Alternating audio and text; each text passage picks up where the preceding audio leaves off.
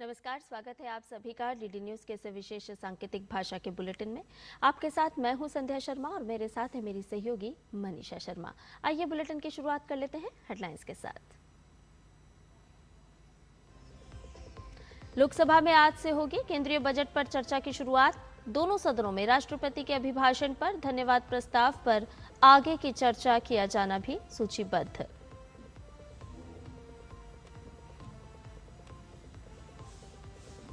भारत का महत्वपूर्ण खनिजों में रणनीतिक सहयोग पर जोर।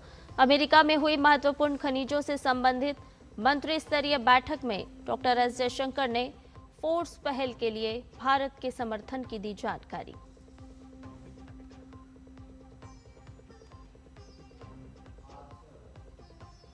गृह एवं सहकारिता मंत्री अमित शाह सहकारिता क्षेत्र की पहली टैक्सी सर्विस भारत टैक्सी का करेंगे शुभारंभ। सहकार से समृद्धि के विजन की दिशा में सरकार का अहम कदम।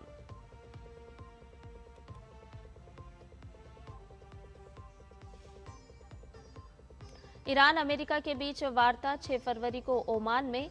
परमाणु मुद्दे पर तनाव के बीच बातचीत के लिए तैयार हुए दोनों देशों पर सभी की नजरें।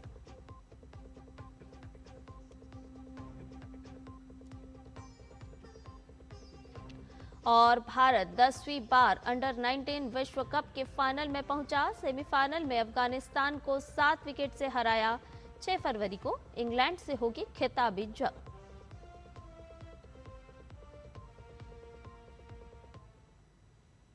सभी समाचार विस्तार के साथ। संसद के बजट सत्र में आज से लोकसभा में केंद्रीय बजट 2026-27 पर चर्चा की शुरुआत होगी।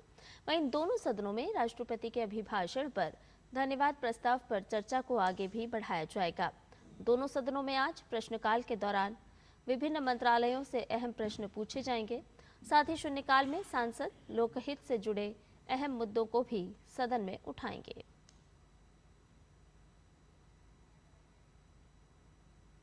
विदेश मंत्री डॉक्टर एस जयशंकर ने अमेरिका में आयोजित महत्वपूर्ण खनिज मंत्री स्तरीय बैठक में हिस्सा लिया।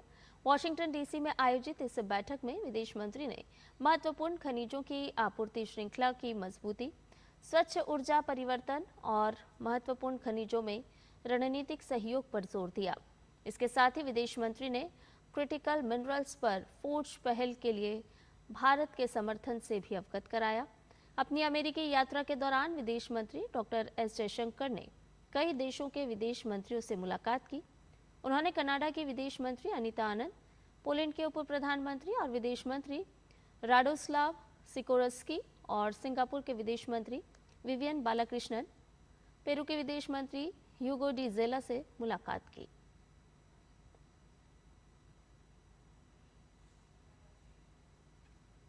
गृह एवं सहकारिता मंत्री अमित शाह आज नई दिल्ली के विज्ञान भवन में भारत टैक्सी का शुभारंभ करेंगे। भारत टैक्सी भारत का पहला सहकारिता आधारित राइड हेलिंग प्लेटफॉर्म है। ये प्लेटफॉर्म पीएम मोदी के सहकार से समृद्धि के विजन को आगे बढ़ाने का काम करेगा। भारत टैक्सी सारथी ही मालिक इस मॉडल पर आधारित है। भारत टैक्सी को मोबिलिटी क्षेत्र में एक परिवर्तनकारी पहल के रूप में परिकल्पित किया गया है, जिसमें ड्राइवर, जिन्हें सारथी कहा जाता है, इन्हें स्वामित्व, संचालन और मूल्य निर्माण के केंद्र में रखा गया है, जिससे वो शोषणकारी एग्रीगेटर आधारित मॉडल्स से मुक्त हो सकें। इस दौरान संचालनात्मक एकीकरण, डिजिटल सशक्तिकरण, सुरक्षा और सेवा वितरण को सुदृढ़ करने के लिए प्रमुख सार्वजनिक और निजी हितधारकों के साथ 9 समझौता ज्ञापन किए जाएंगे।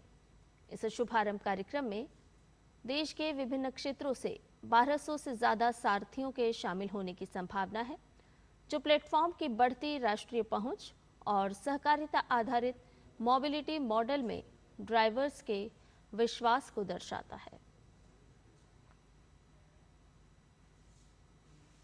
केंद्रीय नागरिक उड्डयन मंत्री किंजरापू राममोहन नायडू ने नई दिल्ली में ड्रोन अनुसंधान और विकास और घटक निर्माण की प्रगति की समीक्षा की। समीक्षा में ड्रोन R&D, स्वदेशी घटक निर्माण और देश में समग्र ड्रोन इकोसिस्टम में तकनीकी प्रगति, वर्तमान चुनौतियों और उभरते अवसरों के प्रमुख पहलुओं पर ध्यान केंद्रित किया गया। वरिष्ठ अधिकारियों ने उड्डयन मंत्री को चल रही पहलों, निजी क्षेत्र की भागीदारी और घरेलू ड्रोन क्षमताओं को मजबूत करने के उद्देश्य से अंतर मंत्रालयी समन्वय के बारे में जानकारी दी। इस दौरान केंद्रीय नागरिक उड्डयन मंत्री ने कहा है कि भारत 2030 तक दुनिया का तीसरा सबसे बड़ा ड्रोन बाजार बनने की दिशा में तेजी से काम कर रहा है, जिसमें स्वदेशी तकनीक पर मुख्य जोर दिया जा रहा है।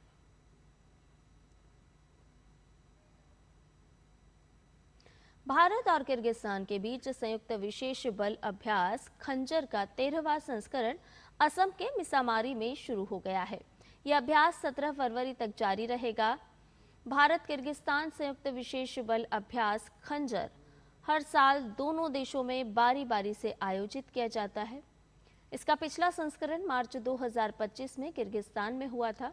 इस अभ्यास में भारतीय सेना की ओर से पैराशूट रेजिमेंट के 20 जवान भाग ले रहे हैं, जबकि किर्गिस्तान की ओर से इल्ब्रिस स्पेशल फोर्सेस ब्रिगेड के जवान शामिल हैं। अभ्यास का उद्देश्य आतंकवाद रोधी अभियानों और शहरी व पर्वतीय क्षेत्रों में विशेष बलों के संचालन से जुड़े अनुभवों का आदान प्रदान करना है। यह अभ्यास दोनों देशों के रक्षा सहयोग को और मजबूत करने की दिशा में एक अहम कदम है।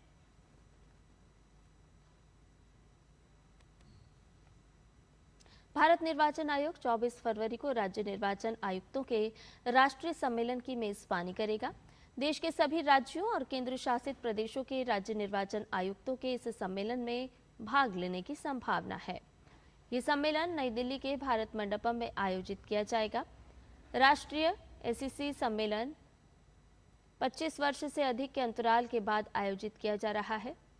पिछला ऐसा सम्मेलन वर्ष 1999 में हुआ था। मुख्य निर्वाचन आयुक्त ज्ञानेश कुमार, निर्वाचन आयुक्त डॉक्टर सुखबीर सिंह संधू, डॉक्टर विवेक जोशी के साथ सम्मेलन की अध्यक्षता करेंगे और उद्घाटन समारोह में राज्य निर्वाचन आयुक्तों को संबोधित करेंगे।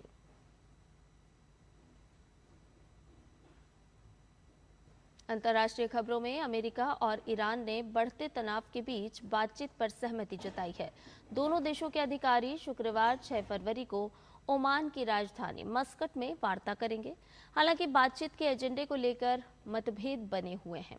ईरान का कहना है कि वार्ता केवल उसके परमाणु कार्यक्रम तक सीमित रहेगी, जबकि अमेरिका मिसाइल कार्यक्रम, क्षेत्रीय समूहों को समर्थन और मानवाधिकार जैसे मुद्दों को भी शामिल करना चाहता है।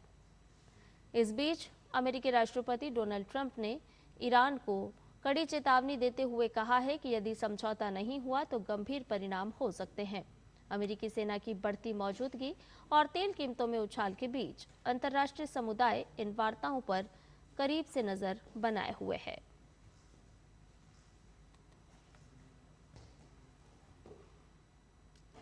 भारत ने 10वीं बार अंडर 19 विश्व कप के फाइनल में जगह बना ली है। भारतीय अंडर 19 टीम ने टूर्नामेंट के दूसरे सेमीफाइनल में अफगानिस्तान को 7 विकेट से हराया। अफगानिस्तान ने टॉस जीतकर बल्लेबाजी करते हुए फैजल शिनोजादा 110 और उजैरुल्लाह नियाजाई 101 के शतकों की मदद से 310 रन बनाए। भारत से दीपेश और कनिष्क चौहान ने 2-2 विकेट झटके। 311 रन के जवाब में भारतीय टीम ने ओपनर आरोन जॉर्ज की 115 रन की पारी की बदौलत 3 विकेट गंवाकर जीत हासिल कर ली। भारत की ओर से वैभव सूर्यवंशी ने 68 रन और कप्तान आयुष महात्रे ने 62 रन बनाए। 6 फरवरी को भारत और इंग्लैंड के बीच खिताबी जंग होगी। ये अंडर 19 टूर्नामेंट में भारत का 10वां फाइनल होगा।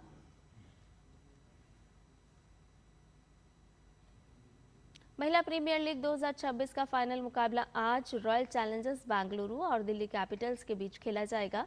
मैच वडोदरा के कोटाम्बी स्टेडियम में शाम 7:30 बजे से शुरू होगा। आरसीबी ने 2024 में पहली बार ट्रॉफी जीतकर इतिहास रचा था और अब दूसरी बार फाइनल में पहुंची है, जबकि दिल्ली कैपिटल्स लगातार चौथी बार खिताबी मुकाबले में उतर रही है और उसे अब भी अपने पहले खिताब का इंतजार है। दोनों टीमें इससे पहले 2024 के फाइनल में आमने सामने आई थी, जहां आरसीबी ने दिल्ली कैपिटल्स को 8 विकेट से हराकर फाइनल जीता था। आरसीबी ने लीग स्टेज में पॉइंट्स टेबल में टॉप पर रहते हुए सीधे फाइनल के लिए क्वालिफाई किया। वहीं दिल्ली कैपिटल्स ने एलिमिनेटर मुकाबले में गुजरात जॉइंट्स को 7 विकेट से हराकर फाइनल में अपनी जगह पक्की की।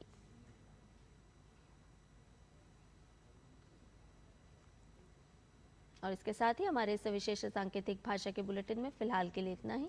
मुझे और मेरी सहयोगी मनीषा शर्मा को दीजिए इजाजत। नमस्कार।